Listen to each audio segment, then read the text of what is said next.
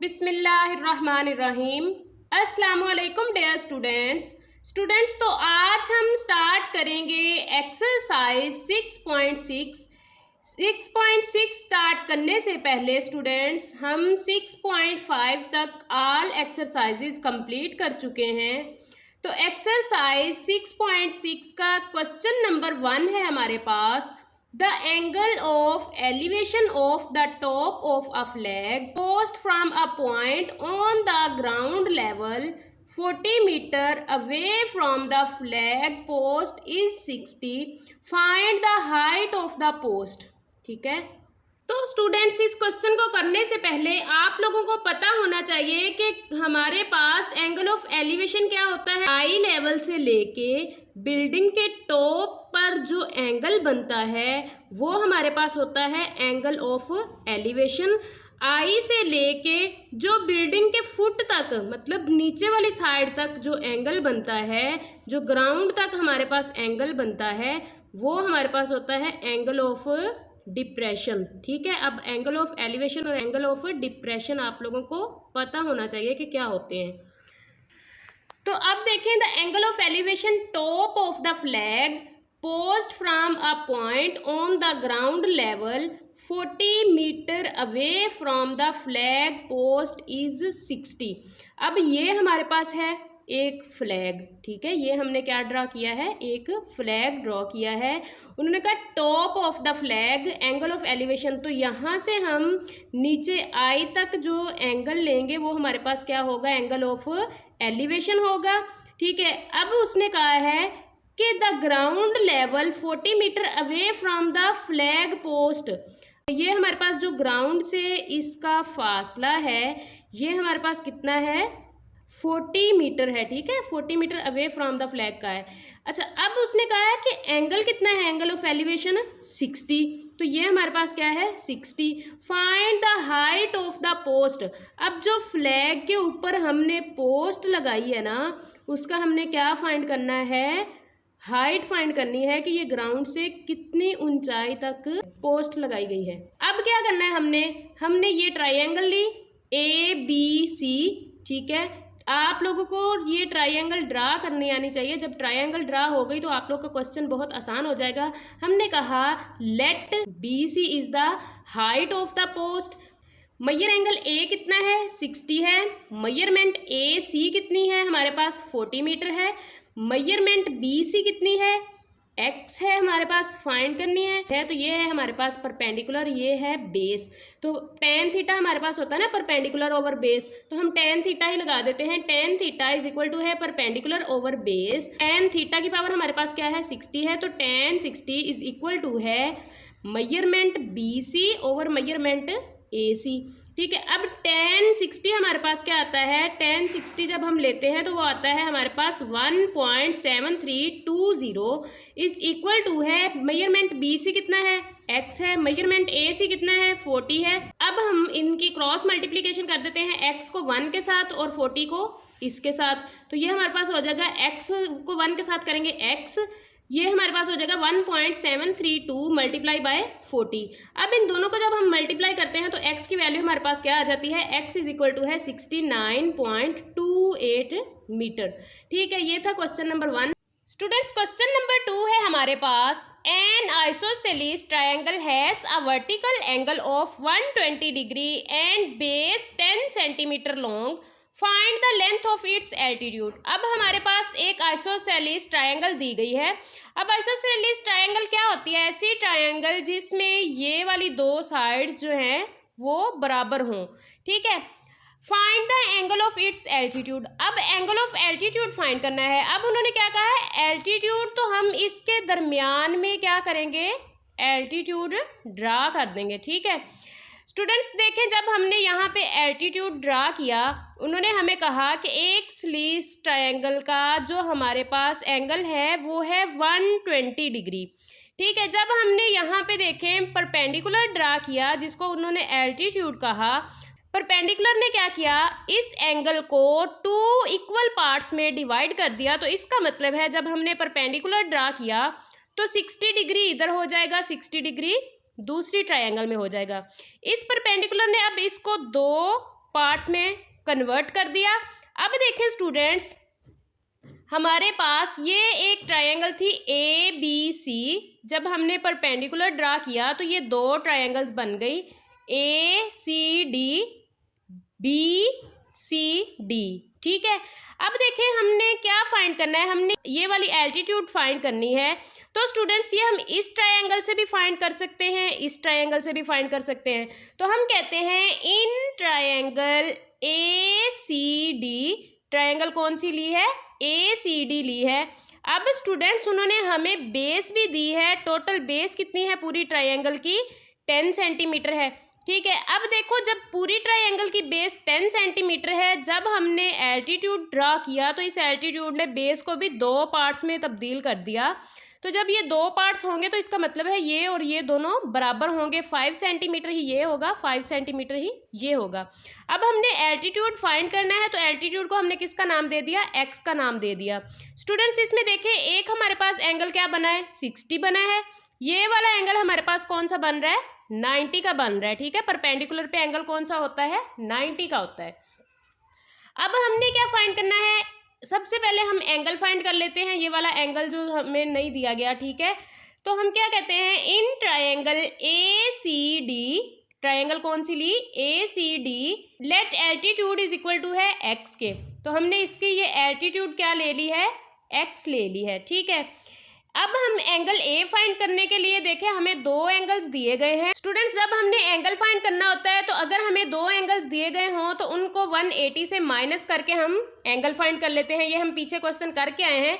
तो हमने क्या फाइंड करना है, एंगल ए फाइंड करना है। एंगल ए फाइंड करने के लिए 180 में से 90 को भी माइनस कर देंगे और 60 को भी माइनस कर देंगे। जब हमने इन दोनों एंगल्स को 180 में से, तो स्टूडेंट्स देखें हमने इन दोनों एंगल को माइनस कर दिया 180 में से, तो एंगल ए हमारे पास क्या आ जाएगा, 30 डिग्री आ जाएगा। ठीक है, अब देखें हमने एल्टीट्यूड फाइंड करना है। एल्टीट्यूड फाइंड करने के लिए हम देखें हमारे पास बेस भी दी गई है। ठीक है, बेस कितनी दी गई है, हम इस बेस को निकालने के लिए ये कह देते हैं मैयर ए डी हमारे पास कैसे आएगा, मेजरमेंट ए बी लेके उसको 2 पे डिवाइड करेंगे तो हमारे पास ए डी निकल आएगा। तो मैयर ए डी हमारे पास टोटल ए बी कितनी है, 10 है। 10 को 2 पे डिवाइड किया तो हमारे पास क्या आ गई, 5 आ गई। इसको ऐसे भी कर सकते हैं कि हमारे पास ये एल्टीट्यूड ने इसको 2 पार्ट्स में कन्वर्ट कर दिया। ये दोनों पार्ट्स भी क्या होंगे, इक्वल होंगे। ये टोटल 10 है तो 5 इधर चली जाएगी, 5 इधर चली जाएगी। अगर ऐसे नहीं तो आपने ऐसे करना है तो इस तरह भी कर सकते हैं। ठीक है, अब देखिए स्टूडेंट्स tan थीटा हमारे पास क्या होता है, tan थीटा होता है परपेंडिकुलर ओवर बेस। हमारे पास परपेंडिकुलर हमने फाइंड करना है, बेस हमें दी गई है, तो हम कहते हैं tan theta is equal to है परपेंडिकुलर ओवर बेस tan 30। ठीक है, ये वाला एंगल कितना आया है हमारे पास, 30 आया है। तो tan 30 इज इक्वल टू है x/5। अब tan 30 की वैल्यू फाइंड कर लें कैलकुलेटर से तो वो आ जाएगी 0.577 इज इक्वल टू है x/5 के। अब इनकी क्रॉस मल्टीप्लिकेशन की तो ये आ जाएगा x इज इक्वल टू है ये 0.5775 के साथ मल्टीप्लाई हो जाएगा, तो x इज इक्वल टू है 2.888 आ जाएगा।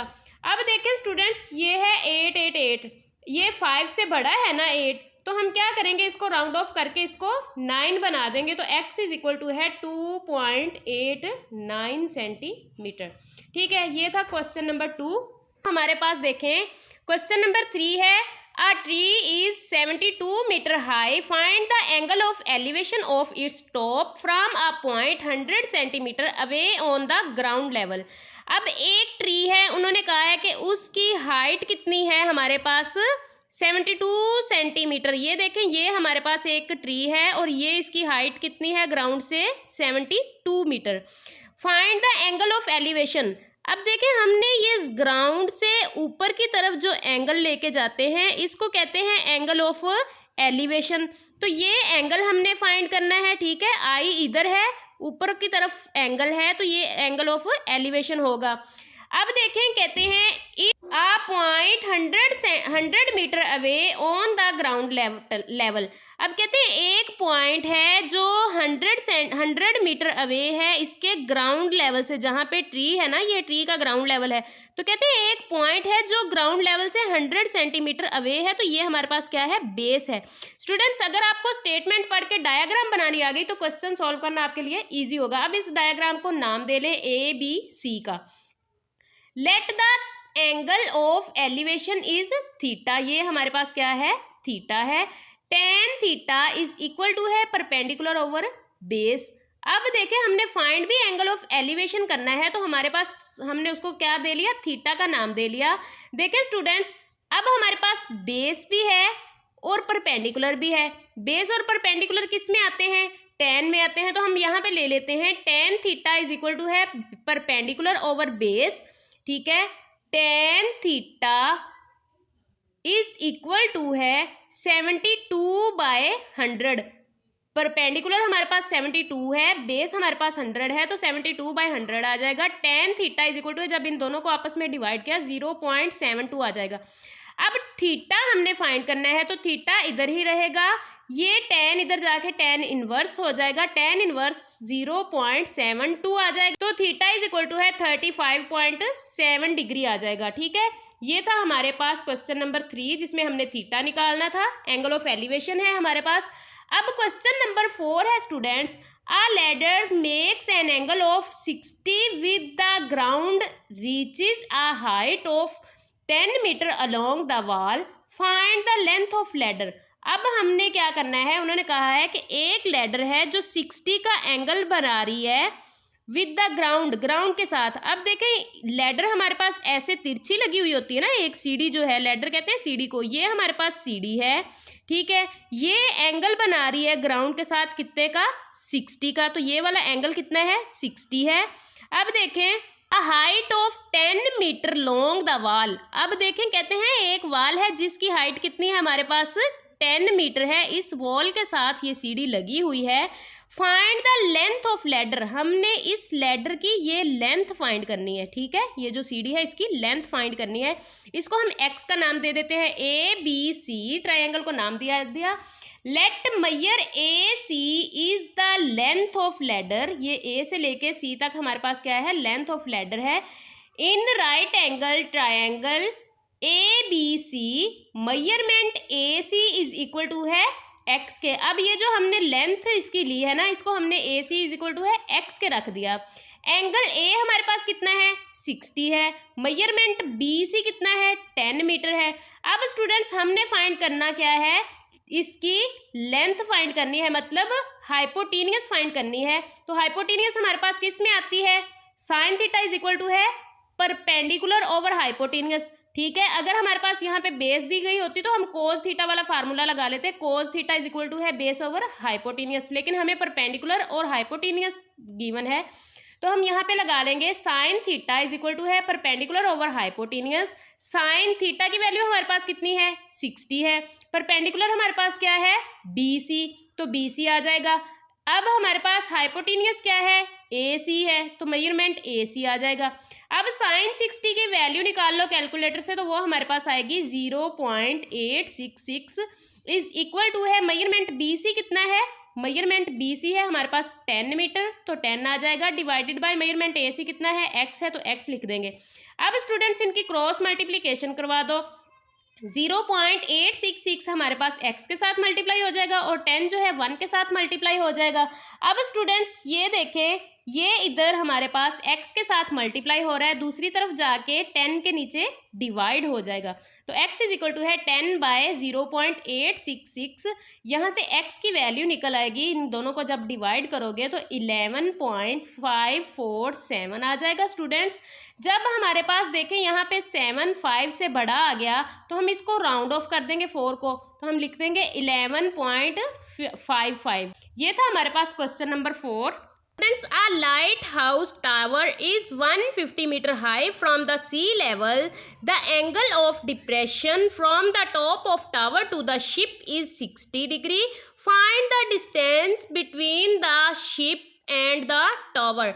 अब अब स्टूडेंट्स देखें, इस क्वेश्चन में हमारे पास है एंगल ऑफ एलिवेशन। अब एंगल ऑफ एलिवेशन जो है वो टॉप से बॉटम की तरफ होता है। ये हमारे पास एक लाइन है, ठीक है, ये इसका टॉप है। तो टॉप से जो बॉटम की तरफ एंगल होता है वो क्या होता है, एंगल ऑफ एलिवेशन। तो यहाँ पे ये एंगल बनेगा एंगल ऑफ एलिवेशन। अब उन्होंने क्या कहा है कि हमारे पास एक लाइट हाउस है जिसकी लेंथ कितनी है, 150 मीटर लेंथ है, और उसका एंगल ऑफ एलिवेशन शिप के साथ कितना है, 60 है। फाइंड क्या करना है हमने, उसकी शिप और टावर के दरमियान में डिस्टेंस फाइंड करना है। ये वाला डिस्टेंस हमने फाइंड करना है। अब देखें स्टूडेंट्स, अगर थीटा जो है यहाँ पे 60 डिग्री है तो इसके अल्टरनेट पे भी एंगल कितना होगा, 60 मीटर होगा। जितना यहाँ पे होगा उतना यहाँ पे होगा। क्यों? क्योंकि हमने पढ़ा है कि अल्टरनेट एंगल जो है वो बराबर होते हैं। ये देखें, अगर ये 50 का है तो ये 50 का होगा, अगर ये 60 का है तो ये 60 का, ये 70 का है तो ये भी 70 का होगा। तो अल्टरनेट एंगल एक दूसरे के बराबर होते हैं, इसलिए हमारे पास ये डायग्राम आ गई। हमने क्या फाइंड करना है, बेस हमने फाइंड करनी है। Let the distance between the ship and the tower is equal to है, measurement A B is equal to है एक्स। इसको हमने एक्स का नाम दे दिया। ये हमारे पास ए बी सी इस ट्रायंगल के नाम आ जाएंगे। अब देखें स्टूडेंट्स, मेजर एंगल ए कितना है, 60 है। 60 क्यों है? क्योंकि हमने कहा जितना एंगल यहाँ पे होता है उतना ही यहाँ पे होता है, ठीक है। ये दोनों एंगल एक दूसरे के बराबर होते हैं। क्यों? क्योंकि ये अल्टरनेट एंगल है। अब मेजरमेंट हमने ए बी फाइंड करना है, वो कितनी है, एक्स रखी है हमने। मेजरमेंट बी सी हमारे पास कितनी है, 150 मीटर है। अब स्टूडेंट्स, ये है बेस, ये है परपेंडिकुलर। बेस और परपेंडिकुलर हमारे पास किस में आते हैं, टेन थीटा में आते हैं। Tan theta is equal to है परपेंडिकुलर ओवर बेस के। तो यहाँ पे हम लिख देंगे टेन थीटा कितना है, 60 degree. Measurement B C divided by measurement A B. अब देखिए स्टूडेंट्स, टेन 60 की वैल्यू हमारे पास कैलकुलेटर से निकालते हैं तो वो हमारे पास होती है 1.7320। अब ये हमारे पास कितनी है, बी सी 150 है तो 150 आ जाएगी। ए बी कितना है हमारे पास, एक्स है तो एक्स आ जाएगा। इनकी क्रॉस मल्टीप्लीकेशन कर ली तो एक्स इसके साथ मल्टीप्लाई हो जाएगा और 150 1 के साथ मल्टीप्लाई हो जाएगा। X multiply 1.7320 is equal to है 150 मल्टीप्लाई बाय 1 हो गया, ठीक है। अब 1 कहाँ से आया स्टूडेंट्स, जिसके बटे में कुछ नहीं होता उसके बटे में 1 होता है, तो ये दोनों आपस में मल्टीप्लाई हुए हैं, ठीक है। अब x इधर ही रह जाएगा, ये 1.7320 इधर मल्टीप्लाई हो रहा है, दूसरी साइड पे आके डिवाइड हो जाएगा। तो यहाँ पे जब हमने इन दोनों को डिवाइड किया तो हमारे पास x की वैल्यू आ जाएगी 86.6 मीटर, ठीक है। ये था हमारे पास क्वेश्चन नंबर 5। मिलते हैं नेक्स्ट वीडियो में, तब तक के लिए अल्लाह हाफिज़, टेक केयर, फी अमानिल्लाह। अपना ख्याल रखिएगा, दुआ में याद रखिएगा।